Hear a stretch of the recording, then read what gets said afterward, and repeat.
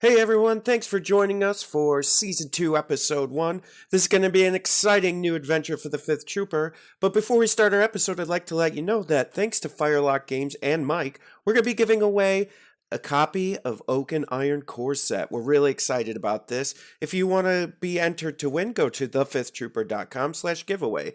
And good luck. Now enjoy Season 2, Episode 1.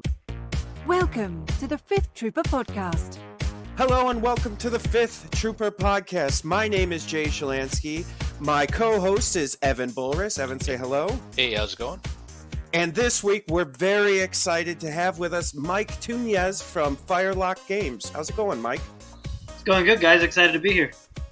Yeah, we're excited to have you. So, yeah, definitely. This kind of was kind of organic because Evan and I were just like messing around on one of our earlier podcasts, season 1. This is now season 2 of the Fifth Trooper podcast. We used to do mostly Legion, but now we're trying to expand and talk about all kinds of games. And so a few episodes ago, we were just like shooting the breeze, talking about how much we love pirates and Sea of Thieves. And I think Evan mentioned your game, Oak and Iron, that he had seen on like a Google search. And then all of a sudden, we started looking more into it. You contacted us, and you were like, "Oh, hey, that's my game." so this has been great. So I'm really happy to have you on. Yeah, so it's been, I enjoy Legion very much, but I'm I think like many people, I play lots of different games, especially in my case for research. At least that's what I tell my wife. Yes. But Legion is a game we play here pretty often, and it's I kind of like Fantasy Flight's approach at developing games, miniature games in particular. I'm not always a fan of the crazy amount of components, but other than that, I do like a lot of the stuff they do. So, and as I'm sure we'll talk about, there's some influences from Legion into Oak and Iron. Yeah, and I think mostly, I wanted to say that, mostly today we're going to be talking about Oak and Iron.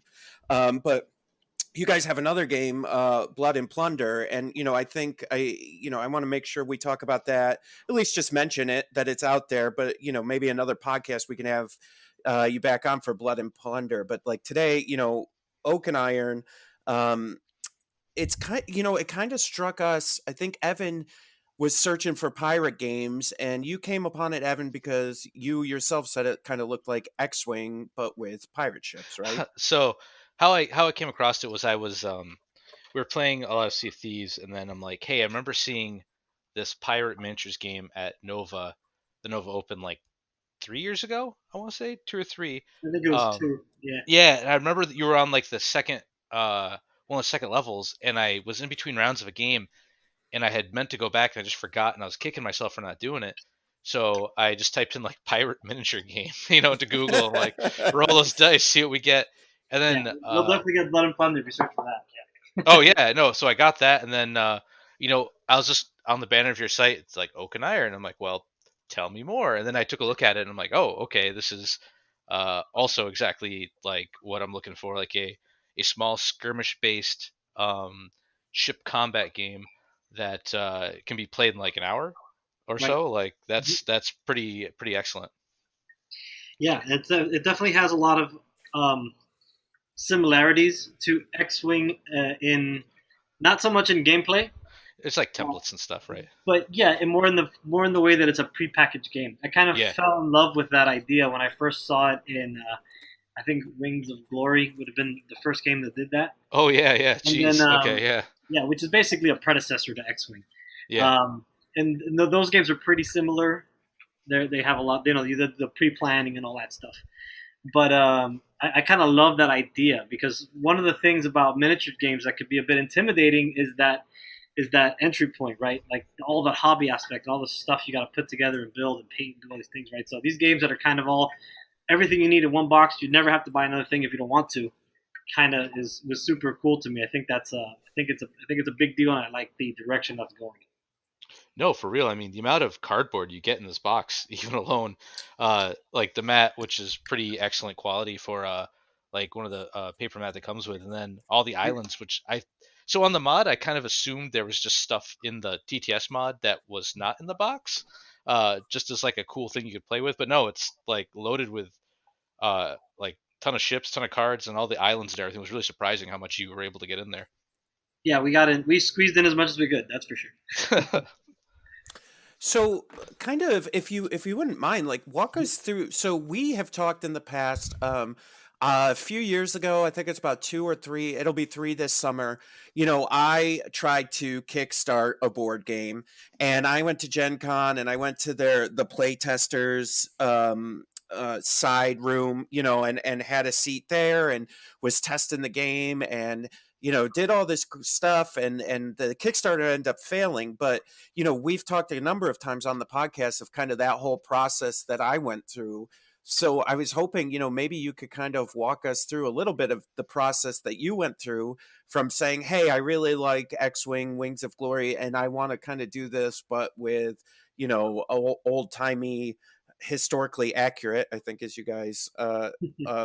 put it, historical naval tactics in the age of piracy.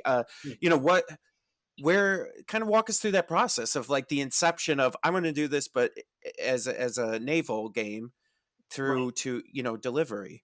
So by the time we got to Oak and Iron, we had already run 2 successful Kickstarters for Blood and Plunder.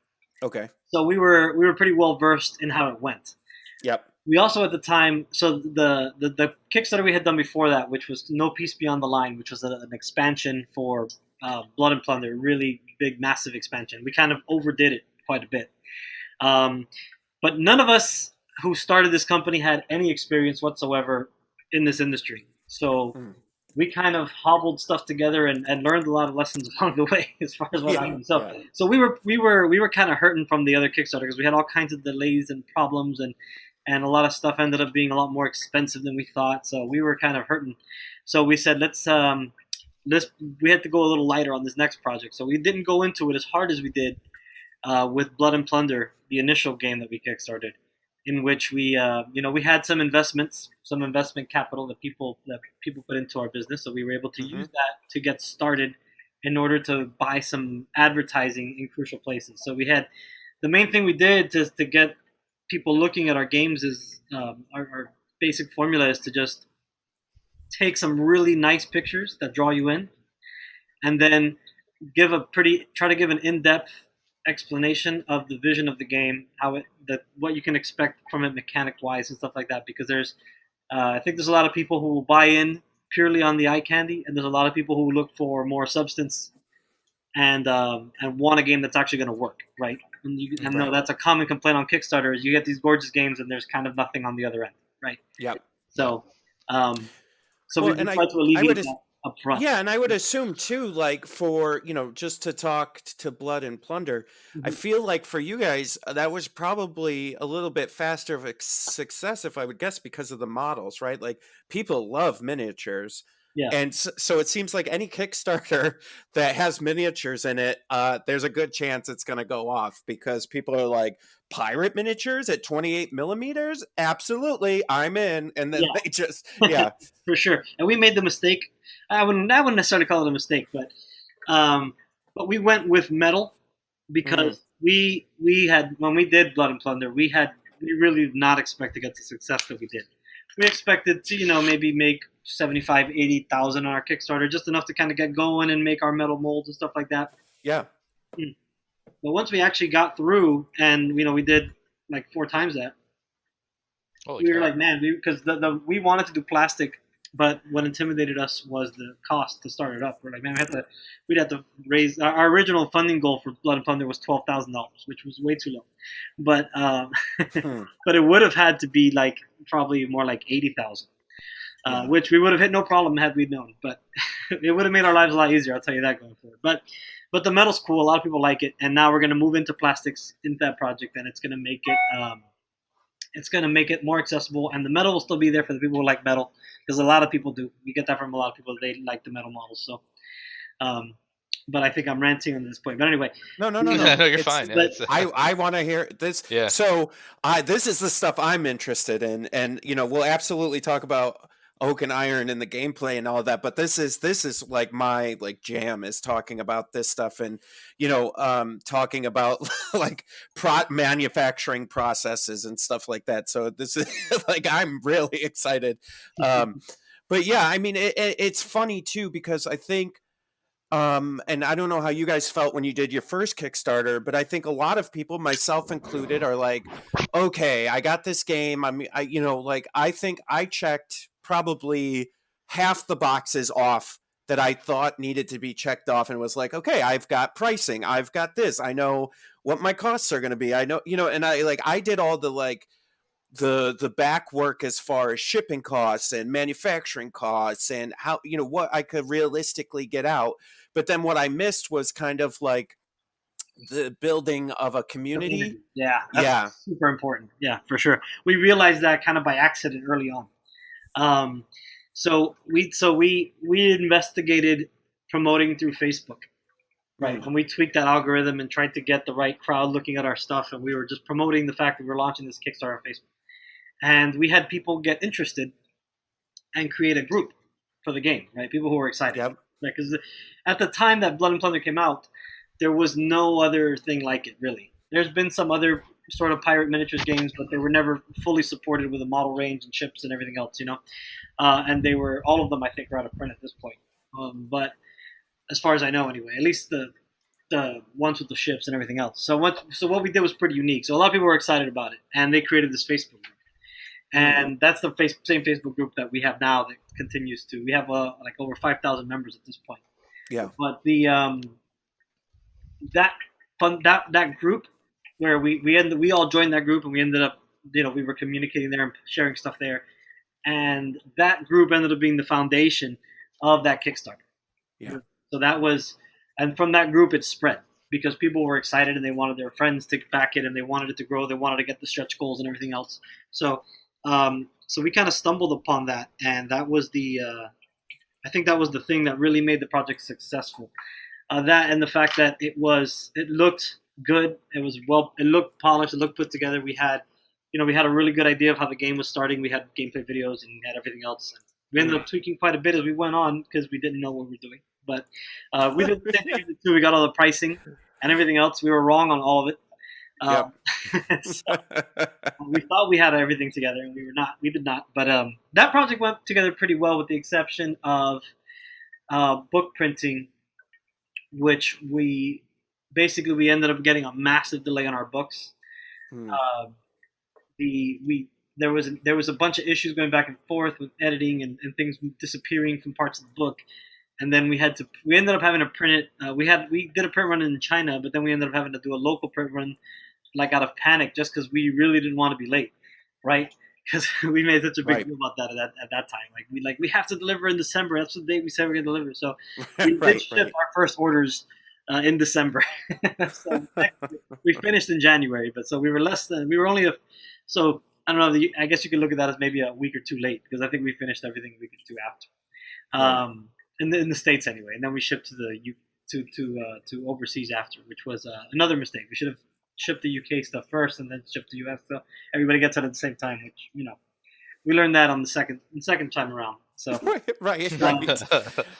Well, yeah, and I mean that's the funny part. Like, I think if for the listeners, if you're like a up and coming budding creator and you want to put out a game, I guarantee, if you think you've thought of everything, you haven't. Oh, absolutely. There's like 100 things you don't even know about. 100 minimum. Yeah, right. That you're gonna find out, baptism by fire, because it's just, like I said, I went into it with all these ideas. It sounds like you guys went into it with all your ideas, and then there's like these things that pop up, and you're like, oh crap, I didn't even think that was a thing. Yeah, and the thing that we added an extra level of crazy on it, because we did our own manufacturing for the majority of it. So our ships were resin cast. Yeah. And originally we did all the parts for the ships, like all the rigging and the cannons and everything. A lot of that is still metal. The rigging is all wood now, like laser cut. Mm-hmm. And so we did all of our own resin casting. We spun cast the metal models. We bought all the equipment. We set up a warehouse. We hired employees. We did, we took it to a whole other level. So that's amazing. Had we done it all in plastic, it would have definitely been a lot easier on that front. But I'm sure we probably would have taken a lot longer. We probably would have been like a year late had we done it in plastic. So that's kind of the reason I kind of glad we did it in metal and resin. But But although at this point, plastic would make my life a lot easier. Yes, yeah. But I mean, I think you kind of all those lessons that you took from Blood and Plunder. It seems like you've poured into Oak and Iron, and man, I could tell you. So I opened, I picked up a core set from you guys, and man, I opened that up, and like Evan said, like not only the quantity was in there, but the way it was packaged, the way it was put together was just really top notch. And so, like I think as a gamer, we appreciate that level of commitment to how this thing is packed, right? Well, thanks. Yeah, we took quite a bit. So one of the things you'll notice, right, that's different. This is not so much about the way it's packed, but I always think about this is like one thing different from X-Wing. One thing I don't like about the way Fantasy Flight, for example, or other games like that, where all the bonuses, the upgrades, stuff like that, you got Hmm. to buy all the expansions, which of course which is a very smart thing to do for marketing purposes and to get Yeah, people to buy right. it. But we basically got all the upgrade cards and all the extras and all that stuff. They typically get spread out throughout different things, and we just put it all in the core set. Which I'm sure you notice you have a gigantic stack of upgrades in the box. And then we wanted to have one of the things that I always felt lacked with a lot of these core sets is they give you everything except a play surface, which to me just takes away from all these cool models that you have Hmm. ready to go, but no play surface. So we wanted to have a surface. So we did the paper mat, which we had a guy by the name of Chris Strecker designed for us, which he did an excellent job. It looks really nice. We have people asking for us for neoprene versions all the time. But and we wanted the map. We wanted to make sure there's plenty of terrain that you don't need to get like, and we wanted to have enough ships in there so you can play a decent game, not just a bare minimum kind of game, right? So Yeah. the idea being the box should be like an all-in-one experience. If you never want to buy anything outside the box, you really don't have to. You can play quite a bit and get quite a bit of variety out of the main box. Well, and I think that's tough. I know like Evan and I struggle sometimes. Like you want somebody to pick up a game, and you're like, okay, so you need to get this, but unless you want to do this, then you need to get that, or you have to do, you know what I mean? And you're like trying to explain to them the intricacies of how to build this game in the way they want. And I like the idea of what you're talking about here, where it's just like, nah, just go get the core set, you'll be fine. Exactly, yes. And the core set is designed really for one person to have everything they need to play against another person with a core set, but it's also designed at the same time to be a two-player set. So Mm, you've got more than enough in there to play a 50-point game, which is the smallest scale we play it at, and play it fully with upgrades and everything. The only catch being you have to share the initiative cards, right? Yeah. That's a gripe we get occasionally. But I figured those are the ones that you'd want to have doubles of the least, with the exception of if you're sharing it with somebody. But either way, there's still plenty in there to choose from. You just gotta, I think there's 60 something of them. So mm, Yeah, there's quite a few. Again, like when I opened the TTS mod first before I got the box, I thought this was just a culmination of like I'm used to different cell models that are just you've got to buy, like you want to play as a pirate, so you've got to buy the pirate expansion, right? Like you don't get normally the core sets of most games come with all the generic stuff. So when I mhm. had like the English, the French, the Spanish, the Dutch, and I'm like, oh well, those must be the expansions for each of those factions, right? Not all in one. So like when I was opening up the box, I was really surprised that it came with all that. So I could buy this, make like a Dutch fleet, and then if I didn't want anything else, like I'm good, right? Like that's Right, super cool. correct. And now the only thing you would really need if you wanted to play, like the box is set up for playing kind of privateer pirates sort of engagements. You don't get any mhm. warships in there. You're mostly getting, with the exception of the petite frigate, you're mostly getting kind of merchantmen and privateer sort of ships. Then, if you want to take it more into the naval side of things, right, with ships of the line and having larger battles, that's when you want to expand. But I think that's kind of a logical progression, right? You start off with the smaller, more confined, easier to run ships, and then you move on to the bigger, more powerful, lumbering things. And that's kind of, to me, a natural progression of growing into the game. Yeah, and I think it's easier for people to grasp, right? Yeah. So that you're like if I'm trying to enter, or myself when I haven't touched the game yet because I kind of wanted to ask blind questions on this. Evan's played, but when Evan goes to teach me, like it'll be much easier to teach on that simplified level than like, oh well, this is a man of war. This does 100 other things, that these little ships don't do. So okay, so let's kind of walk through the game. So the initial game that comes in the box is on a 3x3, similar to X-Wing size mat. Right. And you said 50 points armies for 2 players to play. So kind of walk us through what's the largest play size that we can get to, and what's the what do you have like a point system of what's like a typical max army or naval that you can build, navy that you can build? Yeah, so you can play as big as you want, really. We played when we first got our boxes in, and I painted a bunch of ships, and my buddy Rufus Devon, who helps us out with a bunch of shows and stuff, he painted a bunch of ships. So we each painted a fleet. We each painted about 20 odd ships aside, and we played it on I think it was a 6x5 or something like. I think it was 6x4. 6x4. We played it on a 6x4, and we got about 40 something ships on the table, and that was somewhere in the neighborhood of I think 600, 800 points. Holy cow! And we were recreating a historical battle, sort of loosely. And I didn't have a lot of time to prep it, so I just kind of found a battle, got a general idea. It'll work. Okay, so put it on. Yeah. So we set that up. We played that, and that was I want to say 10 players. Okay. I don't remember exactly, but we had quite a bit of players. And from start to finish, I kind of messed up and started them a little too far apart. But start to finish took us about 4 hours. Yeah. It was longer than usual, I think, for that kind of game because I started them too far apart because the board was a little too wide, I think, for the way we set them up. But it worked out anyway, and we had a conclusion.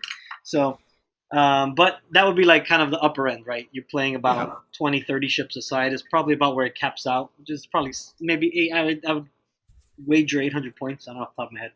But what's in the rule book will give you 3 scales to play with a single squadron, so aside. And there's basically 50 points. Hang on, I always forget what I actually called these things. I named them. I put the rule book right in front of me because I knew I'd be referencing. We have a patrol. A patrol is a 50-point game, right? So that's small pirates, privateers, coast guards, etc. Then you have a skirmish. So skirmishes, you could have some of the larger ships start to come into play. So you could have a larger ship as part of your fleet, combined with some smaller ones, And that's 4 to 8 ships, 100 points. Then we have an engagement, which is more of a full squadron, kind of all warships fighting each other. And that's on a 3x4, we play that. And that goes up to 200 points, and you could have 5 to 10 ships aside. And at that point, you're not going to be able to really handle playing pirates because they're just going to get shot out of the water by first-rate ships of the line. Because their pirates are limited to the smaller ships only, and unfortunately for them. So we try to stick, because as you mentioned, we try to stick to the reality of stuff. Yeah.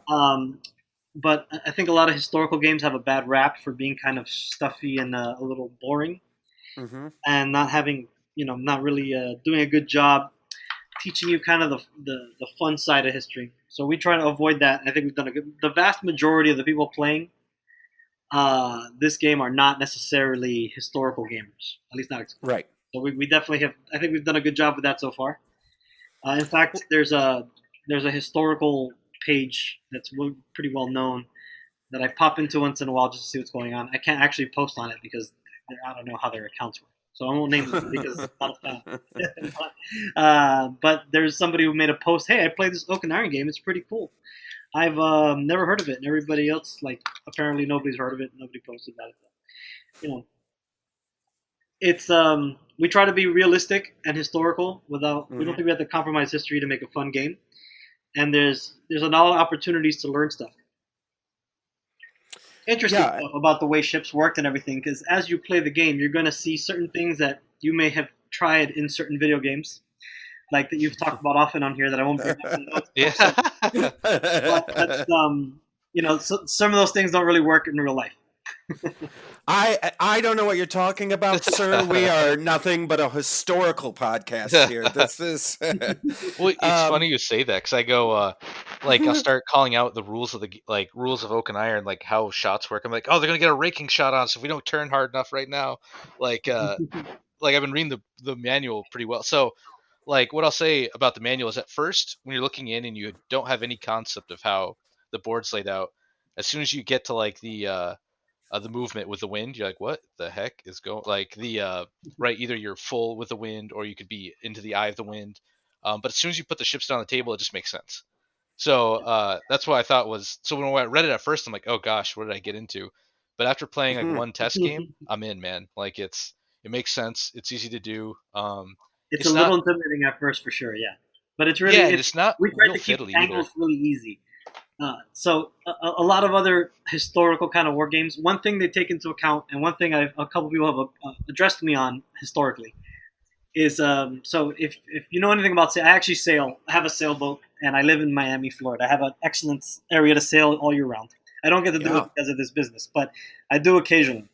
But so I understand how all that works. So when the wind is hitting a ship from kind of like not directly behind it, but just off to the side, so pretty much anywhere along the side of the ship up to right behind it, you technically move faster, right? We don't have that in Okanine because that would be another complicated angle to figure out. Yeah, And the reality is too that it's these types of battles, ships are typically not running with all of their sails set. Right. So they can kind of pick and choose what sails they're using. So based on whatever point they're at, they can move the speed they want to move, more or less.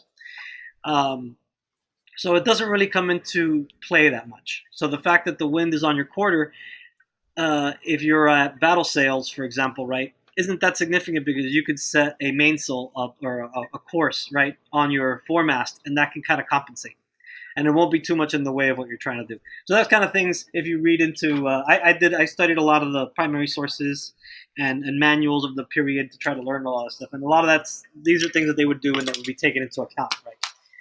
So sorry, compressor. Yeah, no, that's fine. No, it's great. I mean, I think I like the fact that it sounds like to me from what I've seen, what Evan's told me, what I'm hearing now is that I think you guys may have this really neat mix between I'm going to be honest with you. I don't care about the history of the battles. Right. I'm just really looking forward to getting the ships, navies onto the table in an X-wing like fashion. I mean, Exactly. that's what drew me to this, right? And many people won't. Yeah, right. Yeah. Yeah, and so, but I like that the pirates are included in there. And I think even though maybe we can't do some of the more dramatic and amazing things that we do in a certain video game that Evan and I play, I think it still sounds like a ton of fun. And I know that our guys, like Evan and a couple of the other guys from Fifth Trooper, have been playing on TTS and have just been super impressed with the game. Cool. I'm glad you guys think so. Yeah, And it's nice that it's not fiddly. Right, it's kind of more laid back with the movement. And I think that's super cool too. Because we get a lot of new players, and nothing feels bad than like an X-wing, right? You commit to a move. Part of the game is bluffing and that, like, where am I going to go? But it's more forgiving until it's not. Right? They make a really bad move, like then all cannons on that guy. But they're not. It's a lot more freeform, and I like how it's not super super I guess fiddly, I keep saying that word, but it's pretty smooth how everything works, and dice system makes sense. It's all very streamlined, and I like that. Cool. Yeah, thanks. And one thing that's for people who play X-wing, if you're coming from X-wing into this game, one of the biggest things you're going to notice, I think, is pace. There's another Age of Sail game that came out pretty recently that I think kind of missed that really badly. And that's an important thing, I think, when you're trying to convey sailing ships, is these things are not zipping around like motorboats.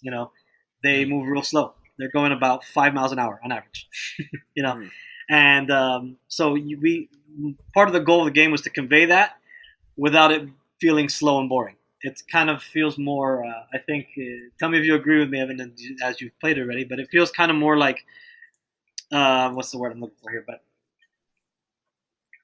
it's kind of like you see things starting to unfold as you start moving and maneuvering, and you're scrambling to try to change courses and do things. Yes. So it's kind of actually, yes. I can't come up with the right term, but I think hopefully I'm explaining it well. You're really so it's right because the boats like even when you do a 5 and you're thinking, all right, we're gonna really pull across this map and you move, you know, like the speed's all paying back. So you're like, oh, 5 didn't go. I thought I was fast was gonna go, but the thing about it is like when you start seeing things because you go back and forth. So how the game works is you play a card. One player gets initiative, and the initiative moves first, shoots first. But there's other things I can adjust that, but just for the general explanation. Right. But when you like, sometimes you don't want to move first, right? Like so, Right.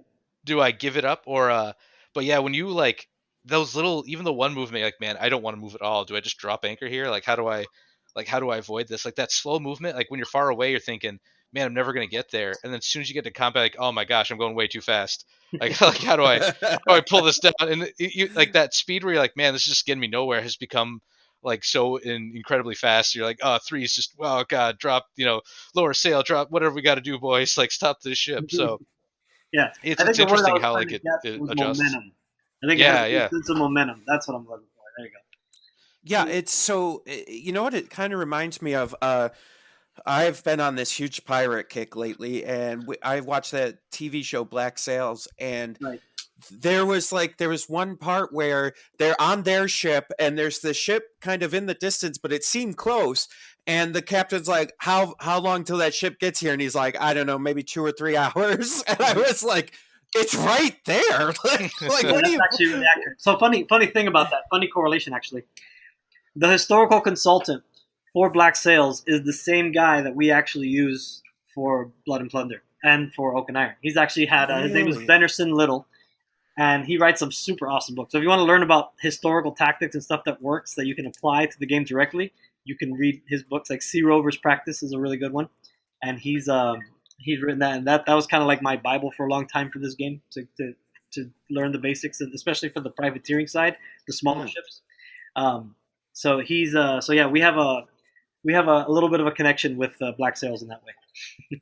Well, I'm Oh, glad that's I pretty brought it awesome. up then. Yeah, that's really awesome actually. Yeah. Yeah, I had no idea. That was pure coincidence, Yeah, so a lot everyone. of the That's how. little historical nuances that you'll find in that show that'll correlate Yep. to the game, you'll see they'll tie in. We're using the same historical background, so Yeah, well, and I think isn't that really like now that I'm kind of thinking about it and we're talking about it, I think that really is any type of entertainment, I think anytime something's grounded a little bit in reality where that I feel like this is realistic, yeah, but I can still have the fantasy as well, but it's still grounded. I think that's where you're gonna really touch people and get people interested in stuff.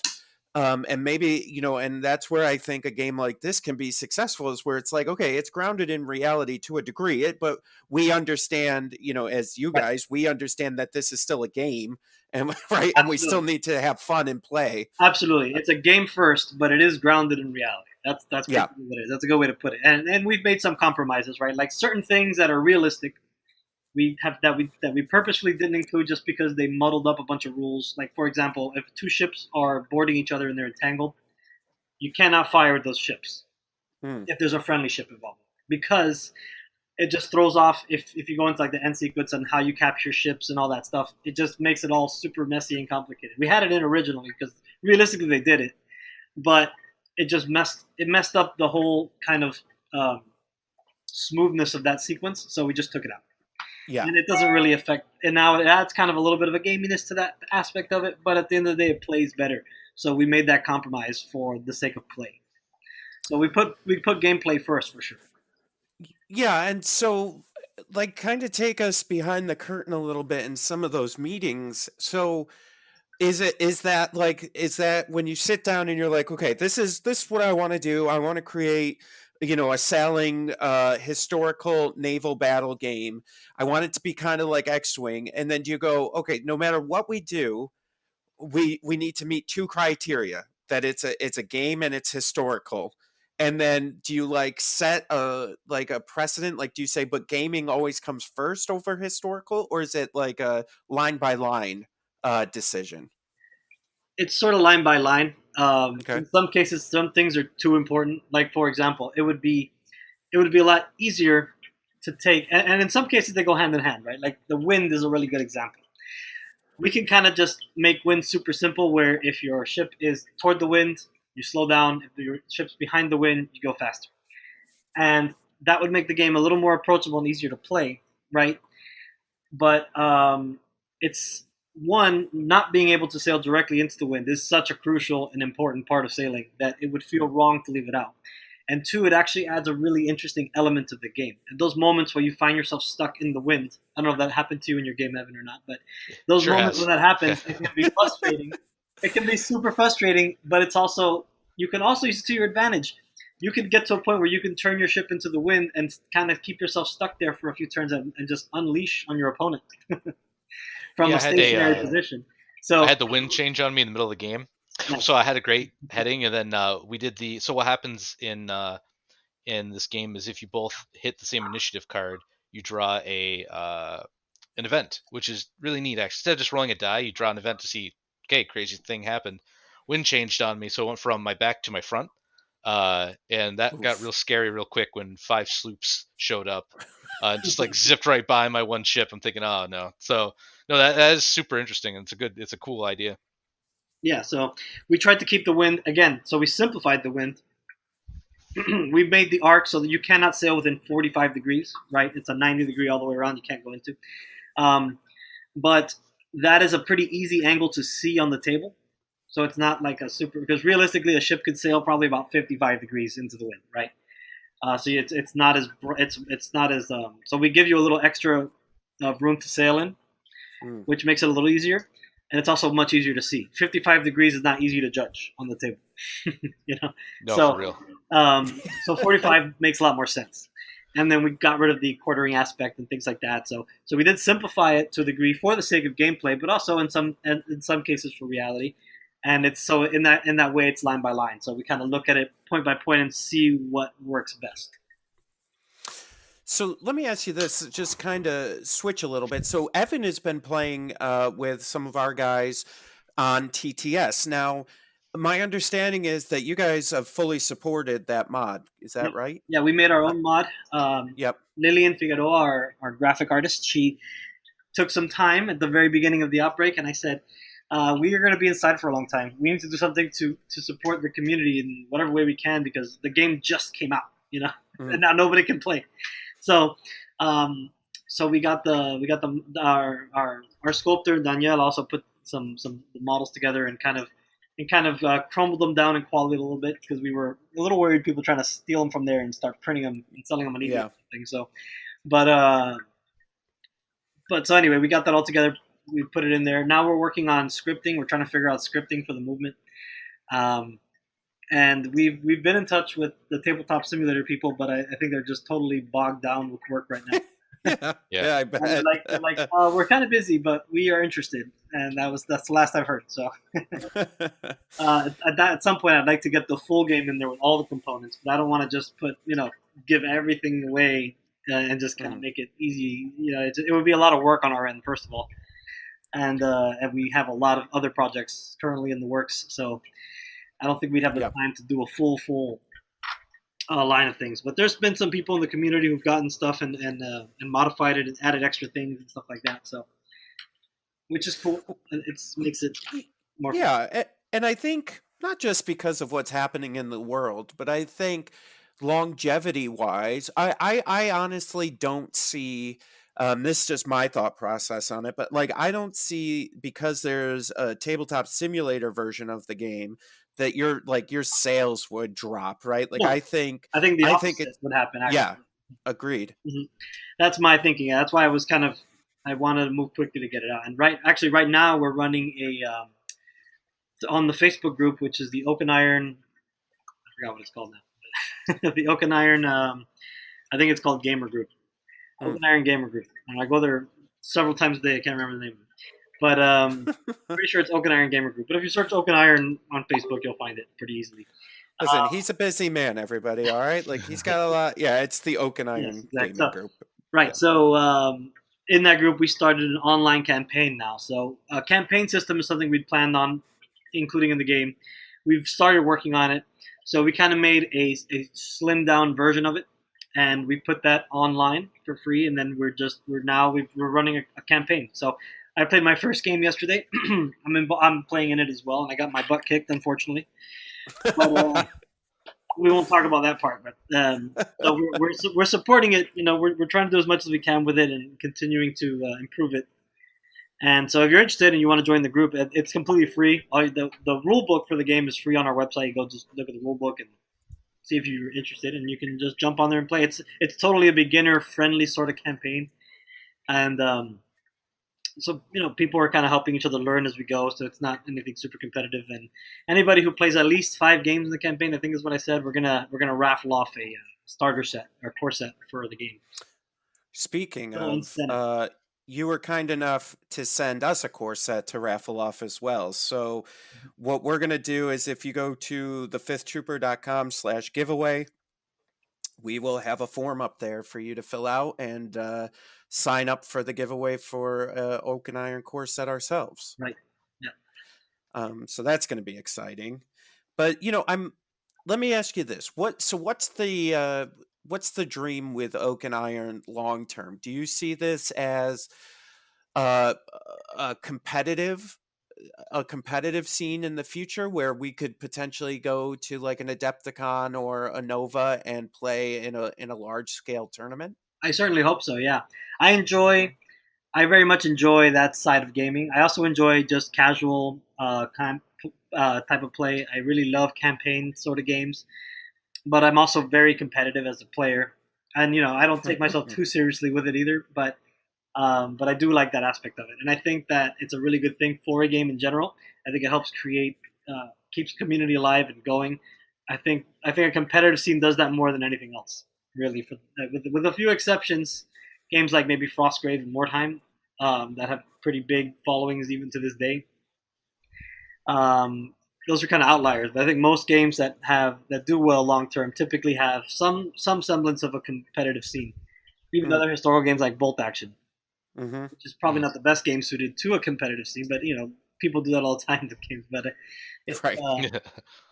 it's done quite well, primarily for that reason, I think. So same thing with Blood and Plunder. We hope Blood and Plunder, especially once we get the plastics out, will lend itself more to a competitive scene. And we've had quite a bit of success with it. Not as much as I'd like, but we do run tournaments, and we've gotten some pretty big tournaments going for us anyway. 20, 30 players on occasion. That's awesome. Yeah. And we've always tried to keep them beginner friendly, so we keep the game points smaller, so it's less to paint, less to have. You can just kind of buy a starter box and play. But we'll probably start shifting that to larger games as we grow the community more on both ends. Yeah, I love that. I think because that, I mean, obviously we were doing Legion competitively, but also I like both aspects, and I think that's what FFG does well with Legion is that they have the competitive aspect, but then they also have the casual, right? And I think for any game to be successful broadly, you have to have a little bit of both in order to reach the masses. I agree. Yeah. And on the more casual side, we have an organized play that we had ready to be put together and throw out there in the world, but then of course all this happened and messed it all up for us. So we kind of shifted our focus elsewhere. But we had a big kind of online campaign that was going to tie in with Blood and Plunder, and so Blood and Plunder was going to be more on the land aspect and coastal stuff, and then Oak and Iron was going to be our kind of sea control for the campaign with maps and stuff.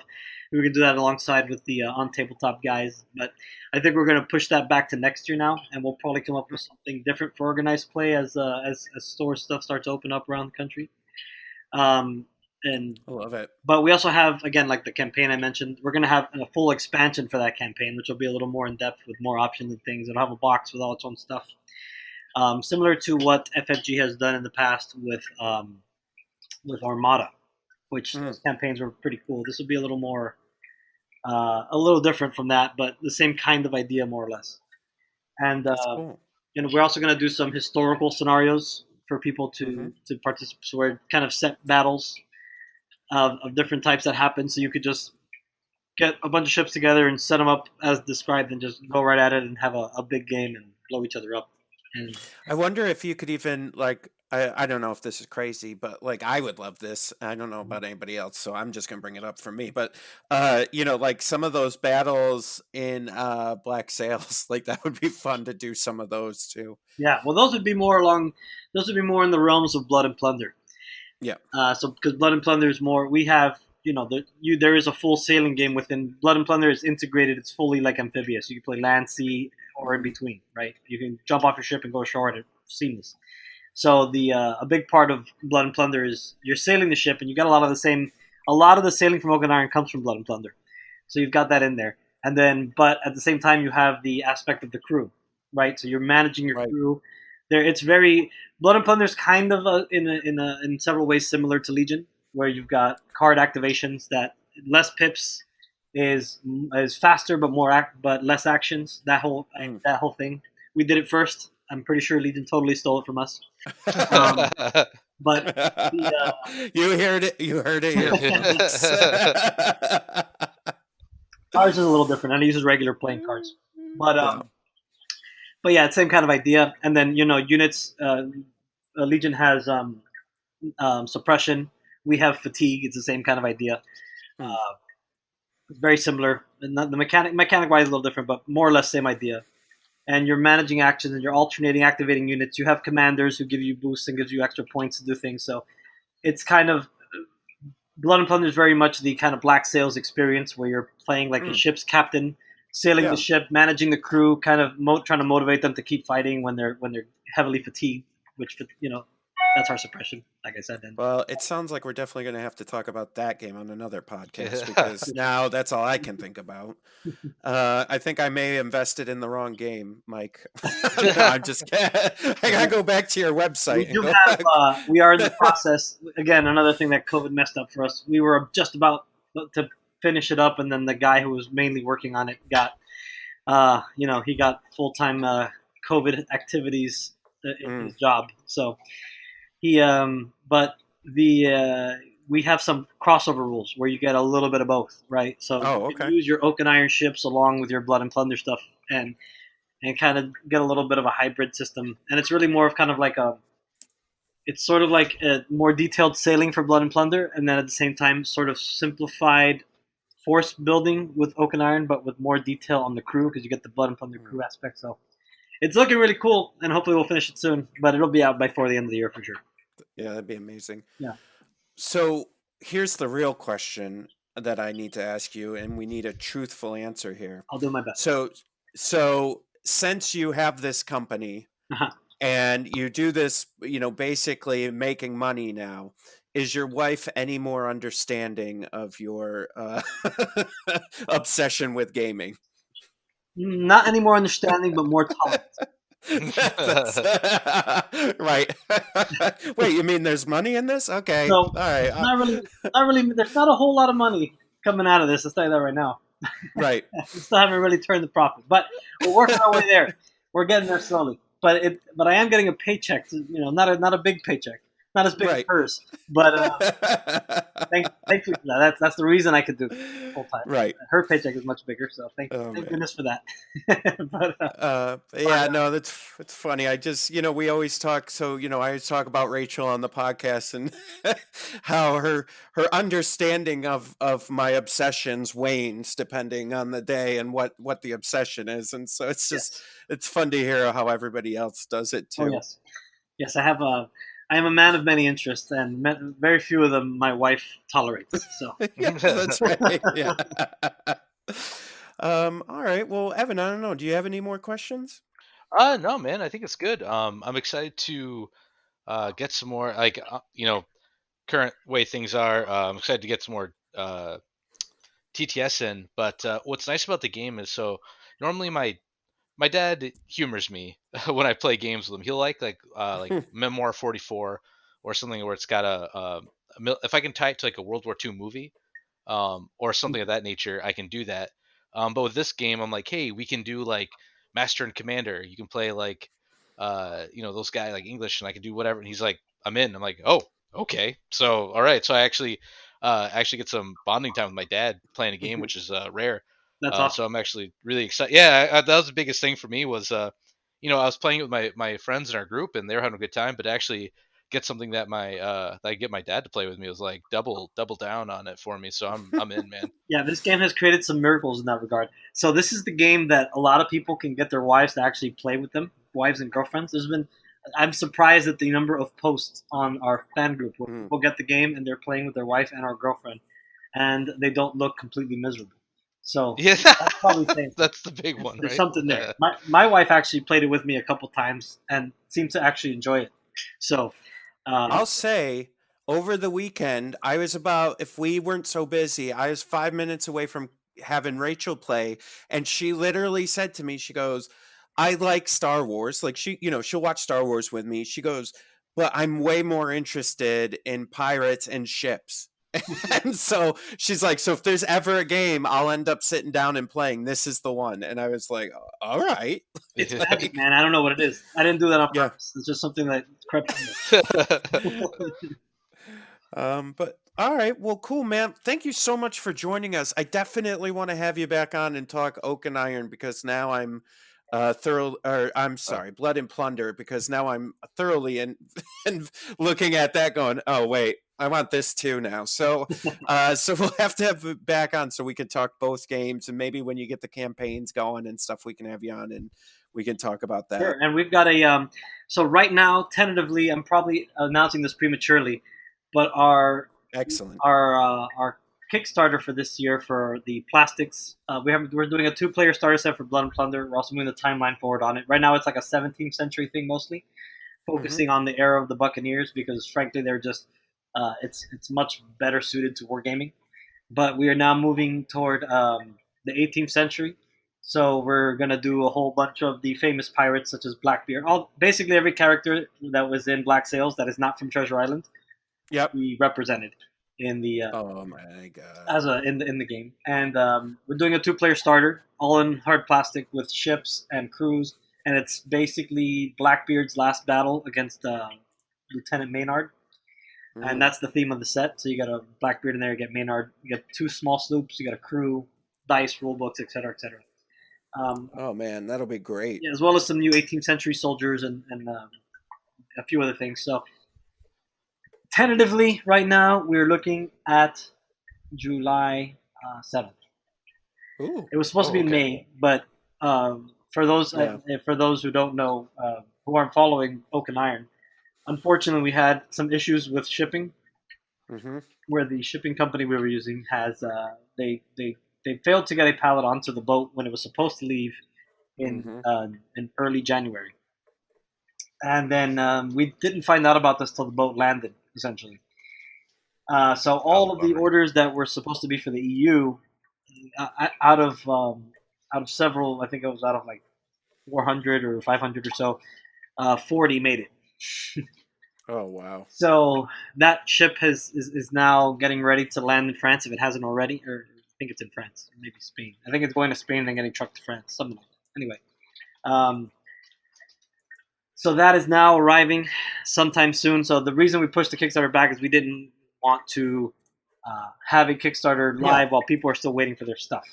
Right? Of course. Obviously, that sucks. So because that's super sketchy. Yeah, and and I think people know that it was out of our, like the COVID, because we were trying to get the thing on a plane. They're like, we'll get it on a plane. We'll get it there next week. Right. But then the COVID situation made that impossible, unfortunately. Yep. So we weren't able to put the Band-Aid on it to fix it. Dude. So yeah. Yeah. So we were doing mats and just a little behind the curtains for our listeners. We do 6x4 battlefield mats, and I was trying to get an order to Australia. And generally, let's say that shipment by air from China would have been like $400 or $500. They're like, yeah, that's $3,000 now. And I was like, no, the what? So we were ready to pay. I think it was about $6,000, and we were gonna do it. Because we didn't want to. We wanted to get that. This project is already late. I need to be able to sleep at night, and I can't sleep. I haven't slept. I still haven't slept. I'm waiting to sleep. So once this gets delivered to Europe, I can sleep. So I'm like, I don't care. We're gonna pay whatever it is. I don't care what it cost us. It could be $50,000, which I can't actually afford, but I figure it out. I just need to get it there, Yep. So, but at that point, France completely shut down. So sending it there wasn't gonna do anything. you know, so we weren't able to because that's where our distribution center is over there. It's in France. Right. So we got crazy, stuck. man. We got stuck and just had to wait. Nothing we could do. Right. So Yep. So hopefully that'll start shipping either late this month or early June. Mm-hmm. That's excuse me. That's what we're waiting on. And so hopefully by the time July 7th rolls around, it'll all be complete. Knock on wood, there will be no more issues. Yeah. And we get this thing in everybody's hands, and the game will be available globally. So I know everybody in the EU is still locked down right now anyway. They wouldn't really, they can at least paint their stuff, but that's about as far as they can go. Yeah, it's a weird time. Yeah, super weird. But, anyway, so But- to all the people in the cool. EU, we're doing our best. We're on top of it. We're trying to get it. Yeah, I promise. he's working on it. We're all struggling here, man. But well, dude, thank you so much for all the insight and the talk, and I guess that little spoiler there at the end. We really appreciate Yeah, it. no problem. And real quick, I'd like to just plug my stuff if I can. So we have 2 other games as well. We have No. Blood and Valor, a World War I game. I'm just gonna go on. That was a fun outing. But Go for it. you Yeah, edit me out. It's fine. We have Blood and Valor, which is a World War I skirmish game. We've released a rule set for that. Our friends at Phalanx Consortium, we've licensed official miniatures to them for that game. It's just outside of our bandwidth to make miniatures for it. But that's basically based on Blood and Plunder. So it's World War I kind of skirmish fighting, which is pretty cool. It's right off the heels of 1914 or 17, whatever that movie's called.